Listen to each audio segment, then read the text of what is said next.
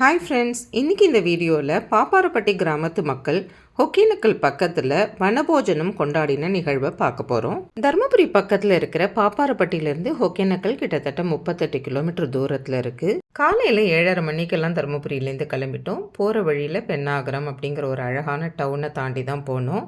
நாலா பக்கமும் மலைகளால் சூழப்பட்ட அழகான டவுன் இது. இந்த பக்கத்தில் ரொம்ப பிரபலமான மாதேஸ்வரன் கோவில் பக்கத்தில் தான் இருக்குது. ஒகேனக்கல் தங்களை அன்புடன் வரவேற்கிறது. இனிமேல் வனப்பகுதிங்கிறதுனால செக்கிங்லாம் நடக்கும். இப்போ நான் வனபோஜனம்னா என்னங்கிறத பற்றி சொல்ல போகிறேன். நீங்கள் போகிற வழியில் இருக்கிற இயற்கை அழகை ரசிச்சுட்டே வாங்க. கார்த்திகை மாதம் ஒரு காடு, தோட்டம், ஆத்தங்கரை இந்த மாதிரி இடத்துல ஒரு குறிப்பிட்ட ஊரை சேர்ந்தவங்க இல்லைன்னா ஒரு குறிப்பிட்ட சமூகத்தை சேர்ந்தவங்க எல்லாரும் ஒன்று கூடி நெல்லி மரத்துக்கு அடியில் வழிபாடெல்லாம் செஞ்சு அங்கேயே சமைச்சு எல்லாருமா சேர்ந்து உணவு உண்றது, இதுதான் வனபோஜனம் அப்படின்னு பேர். அந்தந்த சமூகத்தினர் ஒன்று சேர்றதுக்காகவும் உறவுகள் நட்புகள்லாம் ஒன்று கூடி சந்தோஷப்படுறதுக்காகவும் எல்லாரோட ஒற்றுமையை அதிகரிக்கிறதுக்காகவும் இந்த மாதிரி விழாக்கள்லாம் எல்லா இடங்கள்லையும் கொண்டாடுறது வழக்கம். பிருந்தாவனத்தில் கிருஷ்ணர் தன்னோட ஃப்ரெண்ட்ஸோட இதே மாதிரி வனபோஜனம் சாப்பிட்டு ரொம்ப சந்தோஷமாக இருந்ததா பாகவதத்தில் தசமஸ்கந்தத்தில் கூட குறிப்புகள் இருக்குது. போகிற வழியெல்லாம் எத்தனை அழகாக இருக்குல்ல. இங்கே நான் மொத்த வீடியோ எடுத்தது கிட்டத்தட்ட 1.5 மணி நேரத்துக்கு இருந்தது.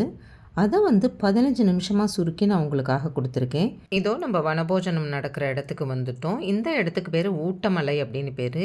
இது ஒகேனக்கல்லேருந்து 3 கிலோமீட்டர் முன்னாடியே இருக்குது. இந்த இடத்துல தான் வனபோஜனம் நடக்கிறது. இங்கே இருக்கிறவங்க எல்லாம் இந்த நிகழ்ச்சிக்காக வந்தவங்க தான். இந்த இடத்தையே பாப்பாரப்பட்டி கிராமத்து மக்களுக்காக இந்த 2 நாளும் ஒதுக்கி தந்துடுவாங்க. பாருங்கள், காவேரி தாய் எத்தனை அழகாக அமைதியாக ஓடின்னு இருக்கான்னு. பக்கத்தில் ஒகேனக்கல் ஃபால்ஸ்லேருந்து கீழே இறங்கி வர்றதுனால கொஞ்சம் வேகம் ஜாஸ்தியாக தான் இருக்குது. வழக்கம் போல் நம்ம ஜனங்க காவேரியை குளிக்கிறேன்னு சொல்லி ஊழல் தான் பண்ணி வச்சுருக்காங்க. இதோ இந்த இடம் தான் வனபோஜனம் நிகழ்வு நடந்துட்டுருக்கிற இடம். தெலுங்கு கன்னட பஞ்சாங்கப்படி இது கார்த்திகை மாதமாக இருந்தாலும் தமிழ் பஞ்சாங்கப்படி நமக்கு இது ஐப்பசி மாதம்தாங்கிறதுனால எல்லாரும் இங்கே காவேரியில் துலா ஸ்நானம் பண்ணியிருக்காங்க. நாங்களும் இப்போ இங்கே ஸ்நானம் பண்ண போகிறோம். அதுக்கு முன்னாடி ஒரு தடவை ராகவேந்திர சுவாமியை பார்த்துடலாம் அப்படின்னு பக்கத்தில் வந்தேன். ராகவேந்திர சுவாமிக்கு அபிஷேகமெல்லாம் நடந்துட்டுருக்கு. இந்தியாவில் ஃபாரினில் எங்கேருந்தெல்லாமோ இந்த கிராமத்து மக்கள் எல்லாரும் இந்த விழாவுக்காக இந்த இடத்துல கூடியிருக்காங்க. ரொம்ப நாளைக்கு அப்புறம் ஒருத்தருக்கு ஒருத்தர் பார்த்துக்கிறதுனாலையோ என்னமோ தெரியல, எல்லாரும் அழகாக பேசி சிரித்து குசலம் விசாரிச்சுட்டு பார்க்குறதுக்கே அவ்வளோ சந்தோஷமாக இருந்தது. ராகவேந்திர சுவாமிக்கு பாலாபிஷேகம் பாருங்கோ. ஏதாவது ஒரு வேண்டுதலுக்காக இங்கே நடக்கிற பூஜையில் கலந்துக்க விருப்பப்படுறவங்க இதோ இங்கே இந்த பட்டர்கிட்டக்க சொல்லி சங்கல்பம் பண்ணிக்கிறாங்க. இந்த பூஜையெல்லாம் இங்கே இன்னும் நிறையா நேரம் நடக்குங்கிறதுனால நானும் வெங்கட்டுமா போய் காவேரியில் ஸ்நானம் பண்ணிட்டு வந்தோம். தண்ணி பளிங்கு மாதிரி அப்படி ஒரு சுத்தமாக இருந்தது. ஆசை தீர குளித்தோம். காவேரியை விட்டு எழுந்துட்டு வரவே மனசு வரல. நல்லபடியாக துலா ஸ்நானம் முடித்து இதோ இந்த இடத்துல புடவையை மாற்றிண்டு திருப்பி பூஜையில் கலந்துக்க போனேன். நாங்கள் கொஞ்சம் கூட எதிர்பார்க்குற இந்த மாதிரி ஒரு புண்ணிய க்ஷேத்திரத்தில் எங்களுக்கு துலா ஸ்நானம் பண்ணுற பாக்கியம் கிடைக்கும்னு. இந்த வனபோஜனம் கார்த்திகை மாதம் பௌர்ணமி அன்னைக்கு வர்றதுனால இங்கே சத்யநாராயண பூஜையும் பண்ணுறாங்க.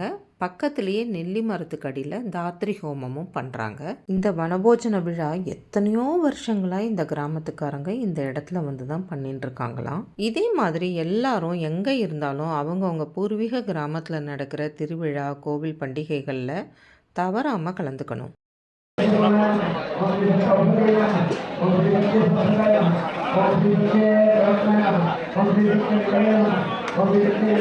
பூஜை நடந்துட்டுருக்கட்டும், நம்ம அப்படியே ஒரு எட்டு போய் எல்லாரையும் பார்த்துட்டு வரலாம்.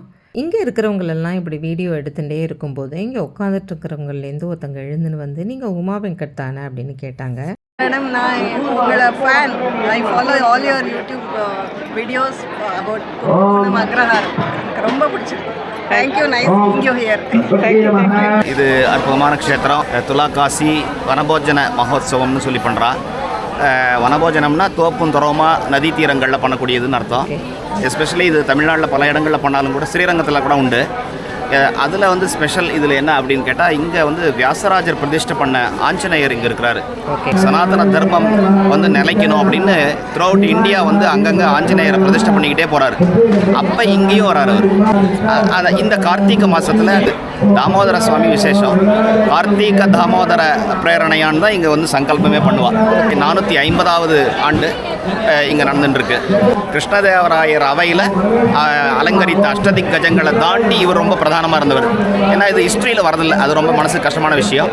அதை தாண்டி இவரது என்ன விசேஷம் அப்படின்னா, கிருஷ்ணதேவராயருக்கு குஹ்ய யோகம்னு ஒரு தீய நேரம் வந்தப்போ தான் சிம்மாசனத்தில் உட்காந்து அலங்கரிச்சதால தான் வியாச தீர்த்தருங்கிறது அன்றைக்கி இருந்து போய் அவர் பேர் வியாச ராஜர்னு மாறினது. ஏன்னா ராஜாவாக உட்காந்தார் க்ஷண நேரம், சும்மா ஒரு எளிகை காலங்கள், குறிப்பிட்ட காலங்கள் உட்காந்து திருப்பி அவருக்கு கொடுத்துட்டார் சிம்மாசனத்தை. அதனால் அன்னைக்கு இருந்து இன்றைக்கும் வந்து நீங்கள் வியாசராஜ மடம், சோசலே, அந்த மாதிரி இடங்கள்லாம் போனால் ராத்திரி தர்பார்னு நடக்கும். ஏன்னா ராஜா வேஷத்தில் ஒரு கிரீடம் மாதிரி வச்சுக்குவார் இப்போ இருக்கிற சுவாமிஜியும். அந்த அளவுக்கு விசேஷமானது இது. அப்படிப்பட்ட விசேஷமான பவித்திரமான வியாசராஜர் பிரதிஷ்டை பண்ண ஆஞ்சநேயர் முன்னாடி நெல்லி மரத்து அடியில் இந்த மாதிரி கூடுகை, இந்த மாதிரி ஒரு கூடுதலுங்கிறது ஒரு 450 இயர்ஸாக கண்டினியூவாக நடந்துகிட்டு இருக்கக்கூடிய ஒரு விஷயம். இது பாப்பாரப்பட்டி அக்ரஹாரத்தில் இருக்கக்கூடிய விப்ரபுரின்னு நம்ம சொல்கிறோம். இதை பாப்பாரப்பட்டி அக்ரஹாரத்திலிருந்து அந்த காலத்தில் ரொம்ப கஷ்டப்பட்டு வந்திருக்காங்க. ரொம்ப காடு, பஸ் இல்லை. இப்போ வந்து மாட்டு வண்டியில் இந்த மாதிரி சமையல் சாமான், பூஜா திரவியங்கள், வயசானவங்க இவங்களையெல்லாம் மாட்டு வண்டியில் ஒரு 10 மாட்டு வண்டி கட்டிக்கிட்டு அங்கேருந்து வந்து அது வந்துட்டு போகிறதுக்குள்ளேயே ஒரு வாரம் ஆகிடும். அந்த அளவுக்கு வந்து இந்த மாதிரி இதெல்லாம் பண்ணிட்டு இருக்கிறாங்க. இப்போ எல்லா வசதிகளும் கிடைச்சதால த்ரூ அவுட் இந்தியா இங்கே வராங்க. த்ரூ அவுட் இந்தியா, ஏன் வேர்ல்டு லெவலில் வந்து எல்லாருக்கும் தெரியுது. எல்லாருமே எங்கள் ஊர்லேருந்து எந்த ஊருக்கு போய் இருந்தாலும் அவங்கெல்லாம் இங்கே வராங்க. இன்றைக்கி என்ன அதில் எஸ்பெஷலி இன்னொரு ஸ்பெஷல் என்னென்னா, இல்லை பௌர்ணமியிலே தான் விழுறது எப்பயுமே இது. அதனால் பௌர்ணமி சத்யநாராயண பூஜை இந்த ஒரு பௌர்ணமி மட்டும் பாப்பாரப்பட்டியில் நடக்காமல் இங்கே நடக்கும். இப்போ எவரி சத்யநாராயண பூஜை அங்கே ஒரு 500 பேர் கூடுறோம் பாப்பாரப்பட்டி அக்ரஹாரத்தில். அது இல்லாமல் இங்கே நடக்கும்ங்கிறதால இங்கே எல்லா பீப்புள்ஸும் வருவாங்க, எல்லா தரப்பு மக்களும் இருப்பாங்க. ஒன்லி அவங்களுக்கு சிம்பிள் என்னன்னா பக்தர்களாக இருக்கணும், அவ்வளோதான். இந்த இதை புரிஞ்சிக்கணும் அவங்க. அந்த மாதிரி இருக்கிறவங்க எல்லாரும் ஆட்டோமேட்டிக்காக இங்கே வராங்க. அதில் வந்து நம்ம ராகவேந்திர மிருத்திகான்னா அந்த திருமண், தமிழில் சால கிராமத்தோடு சேர்ந்து வந்த திருமண் பாப்பாரப்பட்டி அக்ரஹாரத்தில் பிரதிஷ்டா ஆகிருக்கிறது. இப்படி தான் நம்ம பெரியவங்க நமக்கு சொன்னது, அதை தான் நம்ம அப்படி பின்பற்றி வரோம். எல்லா இடத்துக்கும் வந்து ராகவேந்திர பிரதிஷ்டாபனம் பண்ணணும்னு போய் கேட்டால் மந்திராலயத்தில் ஒரு மிருத்திகை மட்டும் கொடுப்பாங்க, திருமண். அங்கே கொடுக்கும்போது ஒரு சால கிராமம் சேர்ந்து வந்தது அப்படிங்கிறது நம்ம பெரியவங்க நமக்கு சொன்னது. அந்த சால கிராமத்தோட பிரதிஷ்டா ஆகிறதுனால தான் பாப்பாரப்பட்டியில் இருக்கிற சுவாமிக்கு தக்ஷண மந்திராலயம்னு பேர் வந்தது. அதில் அங்கே மிருத்திகையோட பிரதிஷ்டாபனான சின்ன உற்சவமூர்த்தி பிருந்தாவனம் தான் இங்கே நீங்கள் பார்க்குறது. கீழே அங்கே கவர் பண்ணிக்கலாம். மேலே இருக்கிறது அங்கே இருக்கிற பிருந்தாவனத்தோட வெள்ளி கவசம், கீழே இருக்கிறது உற்சவமூர்த்தியாக நம்ம வந்து பரிபாலனை பண்ணுற ரொம்ப சுத்தியாக இங்கே காவேரி ஸ்நானம் பண்ண வச்சு அவங்களுக்கு இது பண்ணுறோம். இன்னொரு சிறப்பு செய்தி உங்களுக்கு சொல்லணுன்னா, ஒவ்வொரு வருஷமும் இந்த கார்த்திகை மாதம் இன்றைக்கூட அந்த இது முடியுது, நட்சத்திரம் இருக்கும்போது ஸ்நானம் பண்ணணுங்கிறது. அந்த நட்சத்திரம் இருக்கும்போது இன்றைக்கி காலையில் 4:30 நாங்கள் எல்லோரும் வந்து கூட்டிட்டோம். எவ்வளவு பேஷண்ட்டு, வயசானவா என்னவா இருந்தாலும் சரி, நேற்று நைட்டு சொன்ன மாதிரி எல்லோரும் வந்துட்டாங்க. எல்லோரும் வந்து 4:30 மணிக்கு அது குளிருங்கிறதே தெரில. கொரலஹள்ளி வெங்கடேசாச்சாரன் இன்றைக்கி இருக்கிறார், உபன்யாசம் பண்ணார். அவர் வந்து சங்கல்பம் பண்ண வச்சு குறிப்பிட்ட இந்த நட்சத்திரத்தில் ஸ்நானம் பண்ணால் 1 வருடம் நம்ம பாஸ்ட் இயர் 1 இயராக பண்ண பாவங்கள் எல்லாம் கழியும் அப்படிங்கிற ஐதீகம், நம்பிக்கை. கங்கையே தன்னை புனிதப்படுத்திக்கிறதுக்காக, ஏன்னா எல்லாரும் குளிக்கிறதால மாசம் அடையிறலாம். அதனால் கங்கையே தன்னை புனிதப்படுத்தி கொள்வதற்காக காவேரி ஸ்நானத்துக்கு வரான்றதால நாமளும் சேர்ந்து காவேரி ஸ்நானம் பண்ணி இந்த மாதிரி மிருத்திகா பிருந்தாவனத்தில் இருக்கக்கூடிய உற்சவமூர்த்தி தரிசனம், நெல்லி மரத்தடியில் இருக்கக்கூடிய அந்த தாமோதர சுவாமிக்கு தாத்ரி ஹவன ஹோமம்னு பேர். தாத்ரின்னா உங்களுக்கே தெரியும், நெல்லி. தாத்ரி ஹவன ஹோமம்னு சொல்லி நெல்லியை ஸ்பெஷலைஸாக வச்சு, ஏன்னா அதில் தான் வந்து லக்ஷ்மி இருக்கா அப்படிங்கிற ஐதீகத்தில் நெல்லி மரத்தடியில் ஹோமம், தாத்ரி ஹவன ஹோமம், சத்யநாராயண சுவாமி பூஜை, தீர்த்த பிரசாதம் சொல்லக்கூடிய எல்லாருக்கும் அன்னதானங்கள். அது இல்லாமல் வியாசராஜர் பிரதிஷ்டை பண்ண ஆஞ்சநேயர் ரொம்ப விசேஷமான 732 ஆஞ்சநேயர்களில் ஒன்று. எவ்வளவையும் கூடின ஒரு இடமாக இது வியாசகட்டம்னே பேர். இந்த இடத்துல புனிதமாக செய்யக்கூடியது ரொம்ப விசேஷம். இதில் நீங்கள் கலந்துக்கிறது எங்களுக்கு மனசுக்கு ரொம்ப மகிழ்ச்சி. நன்றி. இந்த நிகழ்வில் எல்லாத்தையும் பற்றி இவ்வளவு தெளிவாக விளக்கமாக சொன்ன திரு பாலாஜி சர்மா அவர்களுக்கு என்னோட நன்றிகள். இவர்தான் வியாசராயர் தன் கையால் பிரதிஷ்டை பண்ணின ஆஞ்சநேயர். எல்லாரும் தரிசனம் பண்ணிக்கோங்க, அவ்வளவு சக்தி வாய்ந்தவராம். இதோ இங்கே தாத்ரி ஹவன ஹோமம் நடந்துட்டுருக்கு. இதுக்கு பக்கத்துலேயே ஸ்ரீரங்கத்தை சேர்ந்த ஸ்ரீமதி சரஸ்வதி ஸ்ரீபதிங்கிறவர் பிரவச்சனம் பண்ணிட்டு இருக்கார். ஸ்திரீ தர்மத்தை பற்றின இவரோட பிரவச்சனங்கள் ரொம்ப பிரபலம். தமிழில் இவர் எழுதியிருக்கிற ஸ்திரீ தர்மா அப்படிங்கிறது 2 பாகங்களாக வெளியில் வந்து விற்பனை ஆகிட்டு இருக்கு.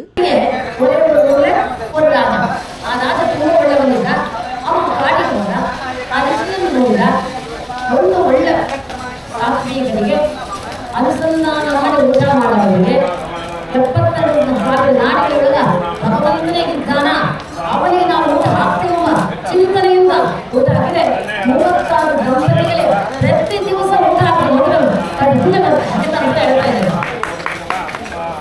சத்தம் ரொம்ப ஜாஸ்தியாக இருந்ததுனால ஃபுல் வீடியோவும் போட முடியல. இதோ ஹோமம் பூர்த்தியாக எடுத்து ராகவேந்திர சுவாமி பிருந்தாவனத்துலேயும் பூஜா எடுத்து பக்கத்தில் சத்யநாராயண பூஜையும் முடிஞ்சுடுத்து. பகவான் கிருப்பையால் தான் இவ்வளவு தூரம் தள்ளி நடக்கிற இந்த ஆராதனையெல்லாம் பார்க்குற பாக்கியம் நம்மளுக்கெல்லாம் கிடச்சிருக்கு இல்லையா? இதோ கற்பூர ஆரத்தி காமிக்கிறா, எல்லாரும் எடுத்துக்கோங்க. ஆரத்தி எடுத்துட்டு தீர்த்த பிரசாதமெல்லாம் வாங்கிட்டு அடுத்தது போஜனம் தான். தர்மபுரியில் இருக்கிற என்னோட தோழி சுதா சுரேஷ்குமார் சொல்லலைன்னா இந்த மாதிரி பூஜைகள்லாம் நடக்கிறதுன்னு கூட எனக்கு தெரியாது. அவளுக்கு தான் முதல்ல நன்றியை சொல்லணும். காவேரியோட அழகை ரசிச்சுட்டே தோழி சுதாவோட ஃபோட்டோவெல்லாம் எடுத்துட்டேன். இதுதான் திரு பாலாஜி சர்மா, அவரது மனைவி. இந்த சுற்று வட்டாரத்தில் இருக்கிற எல்லா ஊர்லேருந்தும் ஏராளமான மக்கள் இங்கே துலா ஸ்நானத்துக்காக கூடியிருக்காங்க. இவங்க அத்தனை பேருக்கும் இங்கே போஜனம் உண்டு. இங்கே திருவிழா மாதிரி நிறைய பேர் கூடியிருக்கிறதுனால சின்ன சின்ன கடைகளும் வச்சுருக்காங்க. பூஜை ஆன்மீகம் சம்பந்தப்பட்ட பொருட்கள் விற்பனை பண்ணுறாங்க. இந்த விழாவிலேயே போஜனம் தான் முக்கியம் இல்லையா? அதனால இலை போட்ட உடனே எல்லாரும் சாப்பிட்றதுக்கு போயிட்டோம். கீழே உட்கார்றவங்க கீழே உட்காந்து சாப்பிட்டாங்க. சாப்பாடு ஒவ்வொரு ஐட்டமும் கொதிக்க கொதிக்க அவ்வளவு டேஸ்டியாக இருந்தது. பகவானோட பிரசாதம் இல்லையா? சாப்பிட்டதுக்கப்புறம் ராகவேந்திர சுவாமியோட பிருந்தாவனத்துக்கு இன்னொரு தடவை போய் நமஸ்காரம் பண்ணி பிரார்த்தனை பண்ணிட்டு பக்கத்துலேயே ஆஞ்சநேயரையும் தரிசனம் பண்ணிட்டு சொல்லிட்டு அங்கேருந்து கிளம்பினோம். இந்த தெய்வீகமான அனுபவத்தை எனக்கு கொடுத்த பகவானுக்கு நன்றி சொல்லிகிட்டே அங்கேருந்து கிளம்பினோம். போகிற வழி முழுக்க இயற்கை அப்படி ஒரு அழகு, வேறு எதையுமே நமக்கு ரசிக்க தோணாது. இந்த மாதிரி ஒரு அழகை ரசிச்சுட்டே போயிட்டே இருப்போமாங்கிற மாதிரி ஒரு உணர்வு நமக்கு வரும். நாங்கள் அங்கேருந்து கிளம்பின போது நல்ல நடு மத்தியானம் நல்ல வெயில். இந்த மரங்களுக்கு நடுவில் போகிறது அவ்வளவு சுகமாக இருந்தது. போகிற வழியிலலாம் இது யானை வரும் பாதைன்னு அங்கங்கே போர்டெல்லாம் போட்டிருந்தது. எனக்கு தான் நம்ம வரும்போது எதுவுமே வரலையேன்னு ரொம்ப குறையா இருந்தது. ராத்திரி நேரத்தில் தான் யானை மற்ற மிருகங்கள்லாம் நிறையா வருமா. பக்கத்தில் தான் ஒகேனக்கல் ஃபால்ஸ் போயிட்டு வரலாம்னு நினச்சோம். ஆனால் ரொம்ப டயர்டாக இருந்தது. நாளை காலம்புற வேற சீக்கிரமே எழுந்துட்டு ஊருக்கு கிளம்பணும். இங்கேருந்து தர்மபுரி போகிற வழியில் ஹலேபுரம்ங்கிற ஊரில் இருக்கிற லக்ஷ்மி நரசிம்ம சுவாமி கோவில் ரொம்ப விசேஷமாக, அங்கே போயிட்டு தான் போக போகிறோம். ஏதோ இந்த மழை மேகங்களை பாருங்கள். மேகம் கருக்குது, மழை வர பார்க்குது, வீசி அடிக்குது காத்து, ஒயிலாக மயிலாடும், மலை போல மனம் பாடும். மேகம் கருக்குது, மழை வர பார்க்குது, வீசி அடிக்குது காத்து, காத்து மழை காத்து. என்னடா இது எப்போ பார்த்தாலும் இவள் பாட்டு பாடுறா அப்படின்னு நினச்சிக்காதீங்க. இந்த சுச்சுவேஷனுக்கு ராஜா சார் பாட்டு போடணும்னு ஆசை. ஆனால் காப்பிரைட் பிரச்சனை வருங்கிறதுனால நானே பாடிடுறேன். போகிற வழியெல்லாம் எத்தனை அழகாக இருக்குல்ல. இதோ ஹலேபுரம் வந்துட்டோம். இப்போ இந்த லக்ஷ்மி நரசிம்ம சுவாமி கோவில் பற்றி உங்களுக்கு சொல்கிறேன். பிரம்மதேவர் பக்கத்தில் ஒகேனக்கல் காவேரி கரையில் பெரிய யாகம் ஒன்றை பண்ணிட்டு திரும்பும்போது இந்த ஊருக்கு லக்ஷ்மி நரசிம்ம சுவாமியை பிரதிஷ்டை பண்ணி வழிபட்டதா இந்த கோவிலோட ஸ்தல புராணம் சொல்கிறது. லக்ஷ்மி நரசிம்மர்னு பெயர் இருந்தாலும் இவர் சாக்ஷாத் உக்ர நரசிம்மர் தான். தாயாருக்குன்னு தனியாக சன்னதி கிடையாது. நரசிம்மர் மடியிலையும் தாயார் இல்லை, அவரோட மார்பிளையே தாயார் இருக்கிறதா ஐதீகம். அதனால மஞ்சள் காப்பு குங்குமம் எல்லாமே இந்த கோவிலில் பெருமாளுக்கு தான். பெருமாள் இங்கே அஷ்டபுஜங்களோட மடியில் ஹிரண்யனை கடத்தி வச்சுட்டு ஒரு கையால் அவனோட தலையும் இன்னொரு கையால் அவனோட கால்களையும் அழுத்தி பிடிச்சிட்டு இன்னும் 2 கையால் அவனோட வயிற்றை கிழிச்சு இன்னும் 2 கையால் அவனோட குடலை உருவி மாலையாக போட்டுண்டு மற்ற 2 கையில் சங்கு சக்கரத்தோட காட்சியளிக்கிறார். கோவில் திறக்க இன்னும் கொஞ்சம் நேரம் ஆகுங்கிறதுனால இந்த ஊரை அப்படியே சுற்றி பார்த்துட்டு இவங்களோட பேச்சு கொடுத்தேன். உங்களுக்கு இந்த 100 நாள் திட்டம்லாம் உண்டாங்க? அது எங்கள் மாதத்துக்கு ஒரு வாட்டி தாங்க வருது. ஓகே.